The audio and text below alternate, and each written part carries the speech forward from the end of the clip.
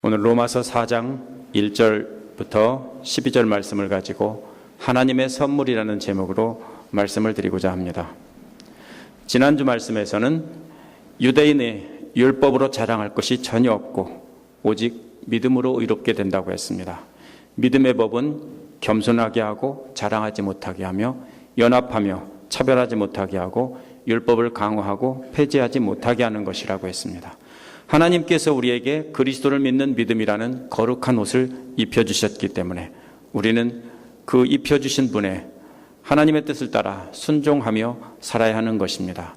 이것이 바로 율법을 굳게 세운다는 것입니다. 그러면 오늘 말씀의 시작 부분의 4장 1절은 3장 31절에서 바울이 믿음은 율법을 폐하는 것이 아니라 도리어 굳게 세운다고 하자 유대인 신자가 아브라함을 예를 들어서 구체적으로 질문한 질문을 이렇게 쓴 것입니다. 유대인들은 아브라함을 율법을 잘 지켜서 의롭다함을 받은 표본으로 삼았습니다. 자신들의 자랑인 아브라함이 무엇을 얻었다고 할 수 있느냐? 어째서 믿음으로만 얻었다고 하느냐? 이렇게 질문을 한 것입니다. 여기에서 얻었다는 말의 본래의 뜻은 발견했다는 말입니다. 아브라함이 무엇을 발견했다는 거냐? 라는 것입니다. 그가 철저히 하나님께 순종해서 의롭게 된다는 것을 발견한 것이 아니냐, 이런 질문입니다. 이에 대해서 바울이 대답하고 성경의 증거를 든 것이 오늘 말씀입니다. 첫째로 믿음으로 받은 의라는 것입니다. 먼저 바울은 아브라함이 하나님을 믿었기 때문에 의롭다함을 받았다라고 말하고 있는 것입니다. 1절에 있는 질문을 다시 한번 보면은 육신상으로라는 말이 어느 말을 꾸미냐에 따라서 의미가 달라질 수 있습니다. 하나는 육신상으로 우리 조상이다, 이렇게 할 수 있습니다. 우리가 가진 성경은 그렇게 되어 있죠. 육신상으로 우리 조상이다. 유대인 신자가 질문한 것이기 때문에 자신의 혈통적인 조상인 아브라함이 무엇을 발견했느냐, 이렇게 해석할 수 있습니다. 또 육신상으로 얻었다라고 할 수 있습니다. 육신상으로 얻었다, 즉 육신상으로 발견했다는 것입니다. 뉴 킹제임스나 NIV는 그렇게 해석을 했습니다. 육신상으로 무엇을 얻었거나 발견했다고 하면은 스스로 노력해서 뭘 얻었느냐, 이 뜻입니다. 육신상으로는 항상 율법을 가리키는 말입니다. 육신상으로 노력해서 무엇을 얻었느냐. 바울이 율법이 아닌 믿음으로 의롭다함을 받는다고 하기 때문에 이 질문을 한 겁니다. 유대인들은 아브라함이 하나님의 명령에 철저히 순종해야 된다는 것을 발견하고 순종함으로 의롭다함을 받지 않았느냐, 이 뜻입니다. 아브라함은 분명히 율법을 철저하게 순종해야 의롭다함을 받는다는 걸 깨닫고 철저히 순종했지 않느냐. 아브라함이 그걸 발견한 게 아니냐라는 뜻입니다. 이 질문에 대해 바울은 만약 그렇다면 아브라함에게 자랑거리가 있었을 것이다. 하지만 아브라함에게는 자랑거리가 하나도 없다 라는 것입니다. 왜 그렇게 말합니까? 창세기 12장 1절에 보면 하나님은 아브라함에게 하란을 떠나서 가나안으로 가라고 했습니다. 그런데 가나안에 도착해서 기근이 들자 가나안에 머물지 않고 자기 생각대로 이집트로 갔습니다. 거기서 아내를 동생이라고 속이다가 큰 부끄러움을 당했습니다. 이렇게 하나님 명령에 순종하기보다는 자기 생각대로 했는데도 하나님께서는 보호해 주시고 축복해 주셨습니다. 의롭다고 해 주셨습니다. 또 아들을 주겠다는 약속을 주셨는데 믿지 않고 여종 하갈을 통해서 아들을 낳으려고 했습니다. 뭘 잘했습니까? 잘한 거 없습니다. 아브라함이 하나님의 믿음을, 하나님의 법을 잘 지켜서 의롭다함을 받은 것이 아니라 지키기 전에 이미 하나님께서 의롭다고 해주신 것입니다. 아브라함은 우리와 똑같이 자랑할 것이 하나도 없습니다. 그래서 바울은 창세기 15장 6절을 인용하면서 아브라함이 하나님을 믿으니 하나님께서 그를 의롭다고 여기셨다라고 했습니다. 아브라함은 행위로는 실수가 많았지만 하나님께서 보호해 주시고 은혜를 베푸셨을 때 항상 하나님을 믿고 제자리로 돌아온 것뿐입니다. 아브라함이 하나님을 믿었다는 말은 마치 어린 자녀가 아버지를 믿고 의지하는 것과 같습니다. 제 딸 예슬이가 초등학교 2학년이었을 때 다른 한 가족과 함께 지리산에 가기로 약속을 했습니다. 전날 밤에 예슬이가 밤새 토하면서 열이 나고 아팠습니다. 그래서 가는 것을 포기하고 안 가겠다고 했는데 예슬이가 새벽에 일어나더니 나 안 아프니까 가자, 이렇게 말을 보챘습니다. 실제로 열도 내렸고 워낙 어릴 때부터 저를 따라 산을 많이 다녔기 때문에 데리고 갔습니다. 지리산 거림골에 들어가서 1시간가량 갔는데 예슬이가 더 이상 못 가겠다고 주저앉는 겁니다. 이미 제 차는요 반대편에다가 대놨고 전왕봉 밑에 있는 그 중산리 주차장에다 대놨고, 그리고 그 밑에 세워있는 차 키를 가진 사람은, 그 가족은 앞서서 가버렸습니다. 그리고 그들은 어디로 가야 되는지 산에서 길도 몰라요. 어떻게 할 수가 없어서 제가 배낭에다가 예슬이를 집어넣고 올라갔습니다. 아장아장 걸어 다닐 때부터 산을 데리고 다녔기 때문에 산에 가면 날아다니던 아이입니다. 걷지 못한다고 해도 아버지께서 업고라도 가실 것이다 라는 믿음이 있었기 때문에 자기 몸의 상태를 생각하지 않고 무작정 따라온 겁니다. 예슬이가 제게 착한 일을 많이 해서 제가 한국에서 제일 큰 산을 업고 올라갔을까요? 아닙니다. 그날 새벽 예슬이는 제게 안 아프다고 거짓말까지 했습니다. 제가 업고 간 이유는 제 딸이기 때문입니다. 저는 그날 초등학교 2학년짜리 다 큰 애를 배낭에 넣고 세석평전을 거쳐서 정상인 천왕봉까지 6시간을 걸었습니다. 정상에서 만난 미국인 하나가 Good Father 그러더라고요. 제가 Good Father라 그런 게 아닙니다. 제 딸이기 때문에 그렇습니다. 저를 믿고 따라왔는데 중간에 버리고 갈 수가 없어서 제가 업고 간 겁니다. 아브라함의 믿음이라는 것은 바로 이런 믿음입니다. 자녀가 아버지를 믿고 의지하듯 하나님을 믿고 무작정 따라 나서는 것이 바로 믿음입니다. 히브리서 11장 8절에서 10절을 보면 아브라함이 살던 곳을 떠나 무작정 약속의 땅을 향해 가서 나그네 생활을 했다, 이렇게 말하고 있습니다. 당시 아브라함이 살던 갈대아의 우르는 인구가 약 30만 정도 되는 세계적인 도시였습니다. 교육 수준도 대단히 높은 곳이었고 문명이 아주 발달한 곳이었습니다. 그렇지만 우상이 가득한 도시였습니다. 오늘날식으로 말하면 뉴욕에서 좋은 직장 잡고 잘 살고 있는데 갑자기 네바다에 가서 텐트 치고 살아라, 그리고 농사 짓고 땅 파면서 살아라 하는 것과 똑같은 얘기입니다. 이런 상황에서도 따지지 않고 무조건 하나님이 인도하시는 곳으로 따라갔습니다. 그런 아브라함이기 때문에 그 믿음을 보고 하나님께서 의롭다고 한 것입니다. 그가 뭘 잘한 것이 없습니다. 단지 하나님이 나를 인도하신다, 하나님과 함께라면 뭐든지 할 수 있다라고 하는 그런 믿음이 있었기 때문에 그냥 따라 나선 것입니다. 그 믿음이 아브라함을 의롭게 한 것입니다. 유대인들은 하나님께서 100세에 얻은 아들 이삭을 바치라고 했을 때 행동으로 옮긴 것이 율법이 없던 시절에 율법을 지킨 그 경건의 최고의 본보기가 됐다라고 주장을 합니다. 하지만 바울은 하나님을 절대적으로 믿었기 때문에 믿고 따른 것이다, 이렇게 말합니다. 아브라함은 물론 그 아들, 그 손자도 가나안 땅을 차지하지 못했습니다. 오직 사라를 매장하기 위해서 막벨라 굴이 있던 밭을 샀을 뿐입니다. 하나님의 약속이 성취될 가능성이 전혀 보이지 않는데도 아브라함은 하나님의 약속을 굳게 믿고 있었습니다. 그것이 믿음입니다. 아브라함은 의롭다 하고 인정받을 만한 일을 한 것이 아무것도 없습니다. 단지 자녀가 아버지를 따르듯이 하나님을 신뢰하고 무작정 길을 나선 것입니다. 유대인들은 율법을 지킴을 통해 이스라엘에 속한 것을 자랑했습니다. 또 개인적인 경건을 자랑했습니다. 하지만 바울은 유대인들이 율법의 완성이고 경건의 표준으로 삼는 아브라함조차 하나님 앞에 자랑할 것이 하나도 없다라고 했습니다. 이는 어느 누구도 개인적인 경건이나 또는 특정 종파가 특권을 가진 것처럼 생각할 수 없다라는 것입니다. 왜냐하면 잘한 것이 있어서가 아니라 우리가 하나님을 믿고 의지하기 때문에 의롭다함을 인정받은 것이기 때문입니다.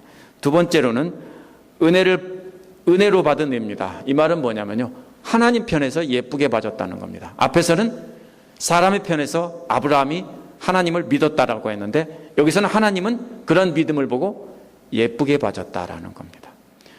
아브라함이 잘해서가 아니고 하나님을 믿고 따르는 모습이 예뻐서 은혜로 주신 것이다 라고 말합니다. 4절 5절은 믿음으로 아브라함 의롭다함을 받는 것에 대해 두 종류의 사람을 비교하고 있습니다. 일한 사람과 일 안 한 사람으로 착각하면 안 됩니다. 일한 사람과 일 안 하고 믿은 사람의 비교입니다. 잘 보세요. 일한 사람과 일 안 하고 믿은 사람의 비교입니다. 누가 일합니까 보통? 일꾼들은 일하지만 아들은 일 안 해도 어떻게 합니까? 아버지만 믿고 있으면 주죠. 먹을 게 생기죠. 일한 사람은 품삯을 받는 것이 당연하다는 것입니다. 일한 대가는 고마운 것이 아니고 당연한 것이며 안 주면 고소까지 하는 것입니다. 일했는데 돈을 주는 것은 빚입니다. 빚. 하지만 일 안 했는데 주인을 믿고 따르기 때문에 주는 것은 은혜이고 선물입니다. 예수께서 마태복음 20장에서 포도원의 품꾼의 비유로 말씀하신 것도 이와 똑같은 겁니다.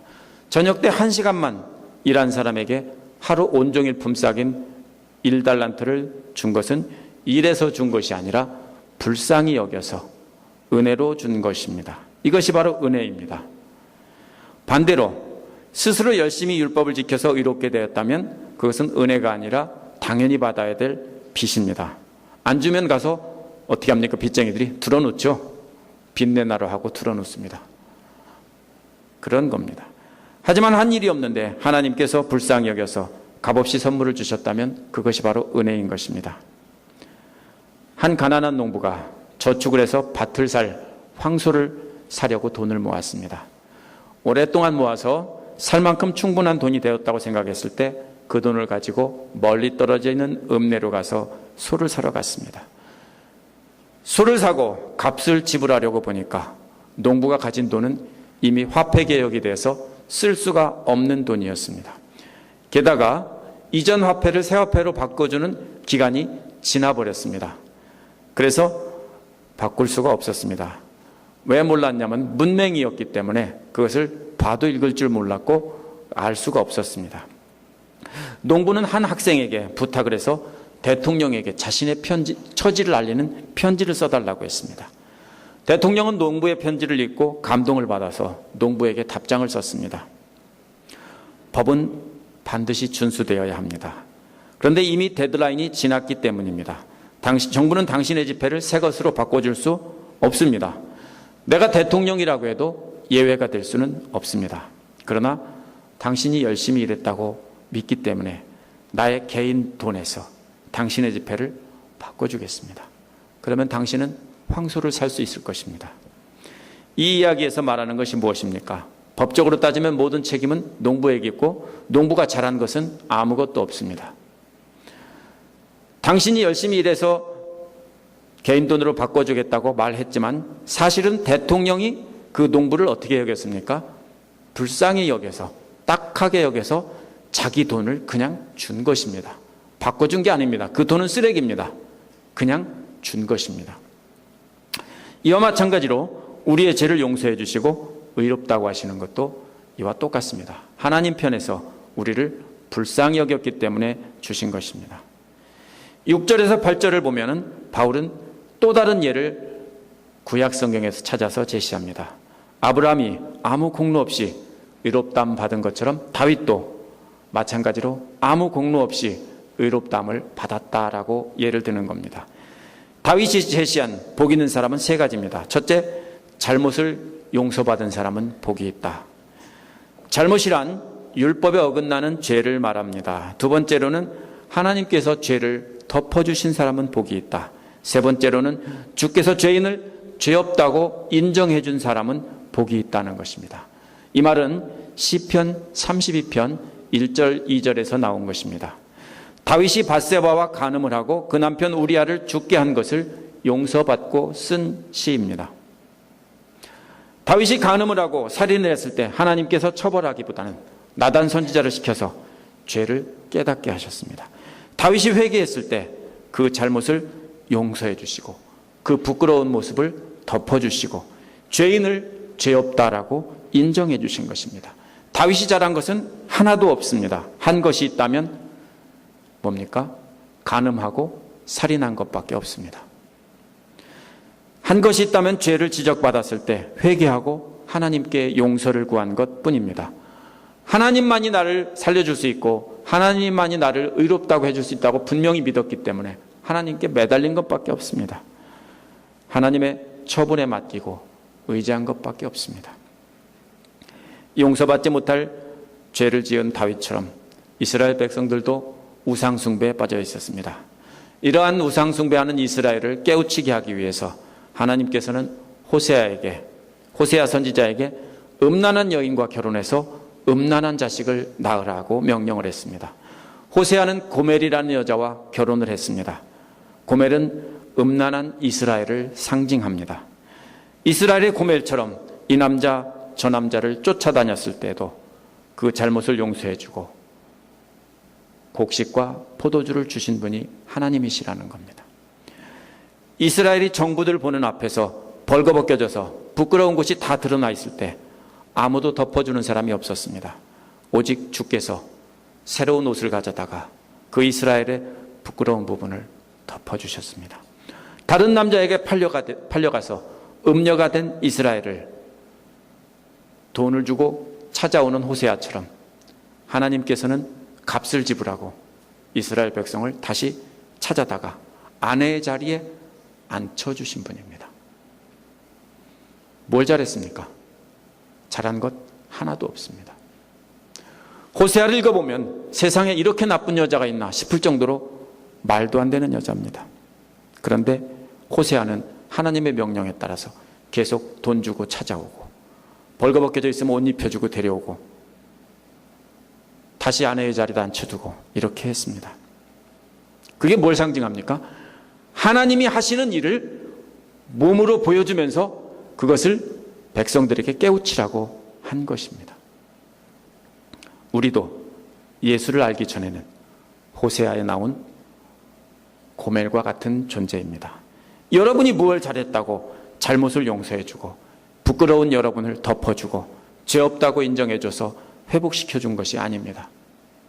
우리가 한 것은 아무것도 없고 오직 하나님께서 우리를 불쌍히 여겨서 회복시켜준 것뿐입니다. 하나님을 우리를 의롭게 만드신 것이 아니라 의롭다고 선언하신 겁니다. 분명히 다릅니다. 우리가 완벽하게 의롭다라고 만들어주신 게 아니에요.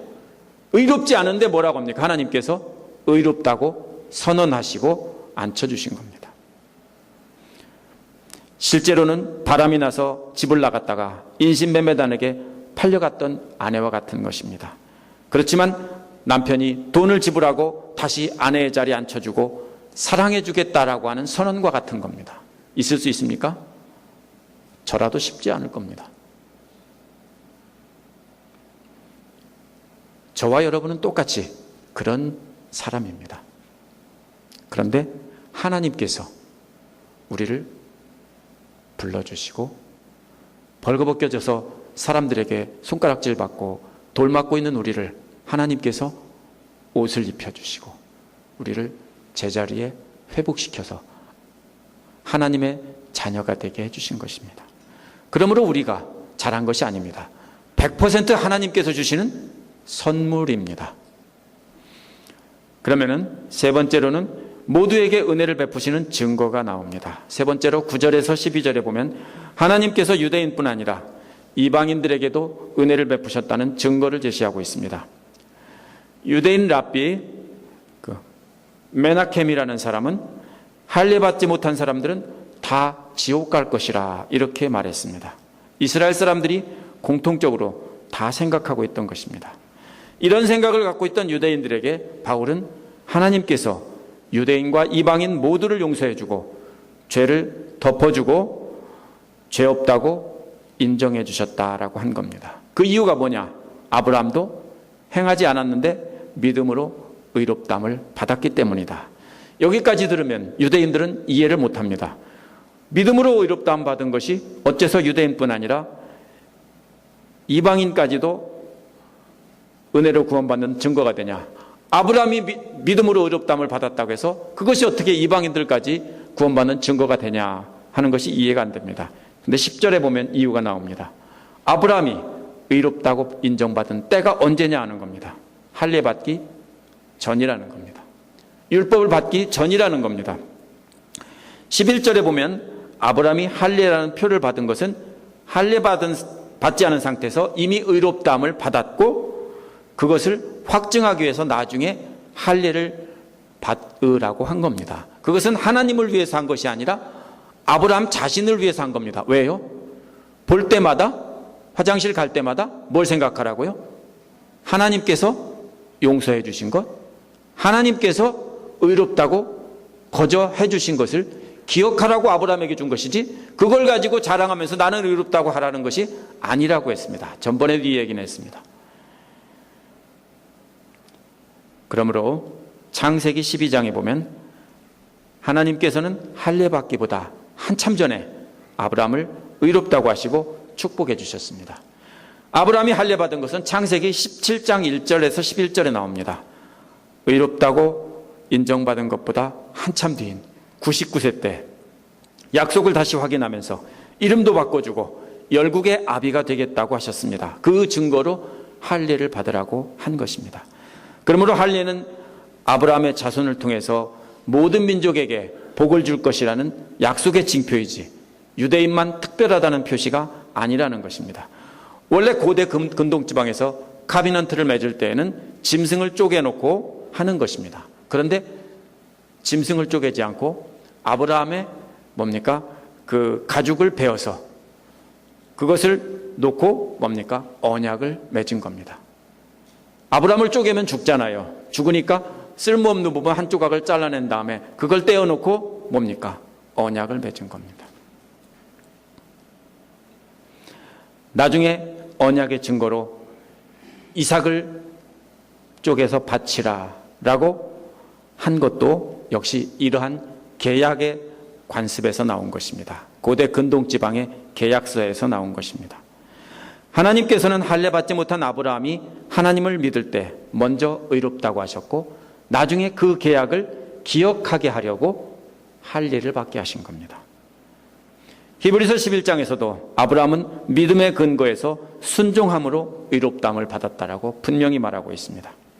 할례 받지 않은 아브라함을 의롭다고 하신 것은 할례를 통하지 않고서 모든 믿는 자들을 의롭다고 인정하려는 것이라는 것입니다. 또 12절에 보면 아브라함을 할례 받은 자의 조상되기도 했다는 것입니다.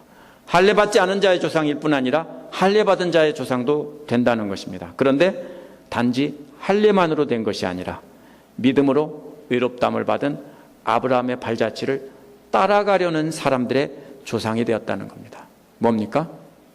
할례 받았다고 구원받는 게 아니라 아브라함의 순종을 따라가려고 하는 그런 믿음을 가진 자들의 조상이 되었다는 겁니다. 그래서 이스라엘 전체가 아니라 그 중에서 뭡니까? 하나님의 약속을 믿고 의지하고 따라가는 사람만 하나님이 구원하기로 했다라는 것입니다. 그러므로 유대인이나 이방인이나 상관없이 다 하나님께서는 구원하겠다라는 것입니다. 그러므로 절대로 자랑할 수 없다는 것입니다. 오늘 말씀의 결론을 맺겠습니다. 실수투성이었던 아브라함이 하나님의 약속을 믿고 무작정 따라 나섰을 때 의롭다고 인정받았습니다. 이것이 바로 믿음으로 의롭다함을 받는 의입니다. 우리가 받은 의는 우리가 잘해서가 아니라 하나님을 믿고 무작정 따르는 우리를 불쌍히 여겨주시고 예쁘게 봐주셔서 얻은 것입니다. 이는 마치 1시간만 일하고 온전한 품삯을 준 포도원 주인과 같습니다. 농부를 불쌍히 여겨 주머니를 털어서 돈을 바꿔준 대통령과도 같은 것입니다. 저와 여러분은 고멜과 같은 존재입니다. 하나님을 알지 못하고 죄 가운데서 음란하게 살아가던 우리를 데려다가 용서해 주셨습니다. 옷이 벗겨진 채 부끄러움 당하던 집 나간 여자에게 새 옷을 입혀서 다시 아내의 자리로 앉혀주신 것과 같은 것도 역시 우리입니다. 마귀에게 팔려서 음란한 죄 가운데 살던 우리를 그리스도의 핏값을 지불하시고 데려와 회복시켜 주신 것도 바로 우리입니다.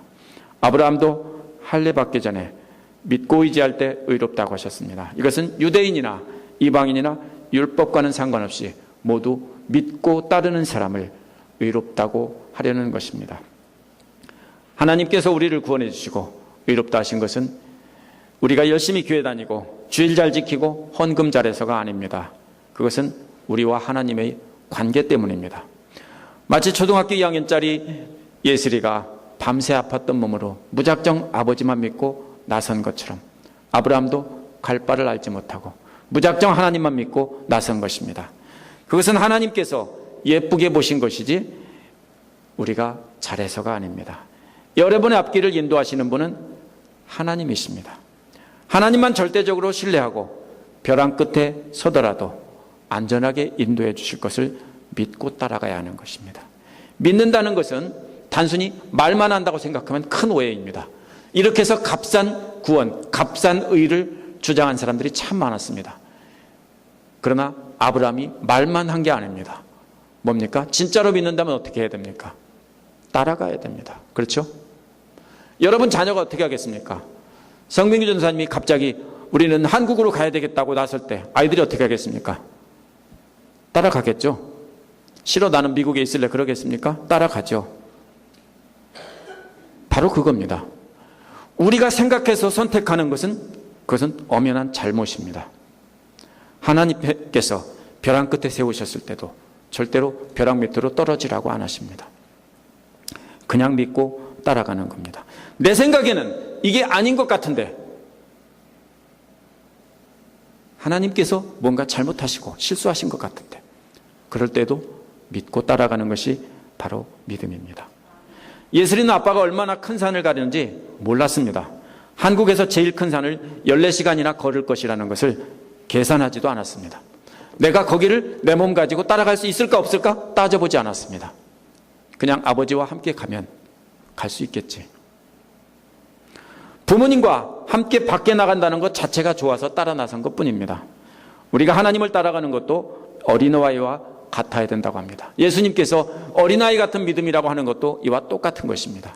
말로만 믿습니다라고 하고 안 따라가는 게 아니고 믿고 따라가는 겁니다. 베드로에게 어떻게 했습니까? 무리를 걸어오는 예수님을 보고 나도 걷게 해주세요. 앞뒤 안 가리고 재보지 않고 뛰어내렸을 때는 걸었지만 자기가 생각하고 하고 생각할 때는 빠졌습니다. 뭡니까? 믿고 뛰어내리고 믿고 가는 겁니다. 제가 목회하겠다고 나선 것도 똑같다고 생각합니다. 전도사님도 마찬가지일 거고요. 뭘 알고 뒤를 계산해보고 한 게 아니라 그냥 뛰어드는 겁니다. 그럴 때 하나님께서 인도해 주시고 축복해 주십니다. 하나님이 인도하시는 길은 이와 같습니다. 예수께서 앞서가시며 인도하시는 길은 계산하지 말고 따라가야 됩니다. 여러분이 감당 못하면 하나님이 여러분을 업고 가실 겁니다. 말로만 하나님을 믿는다고 하는 것이 아니라 믿기 때문에 몸을 맡기고 따라가야 하는 것이 바로 믿음입니다. 이것이 바로 아브라함의 믿음이고 구원의 길입니다. 우리가 뭘 잘해서 얻은 것이 아니라 구원은 믿고 전적으로 의지했을 때 받은 선물입니다. 기도하겠습니다.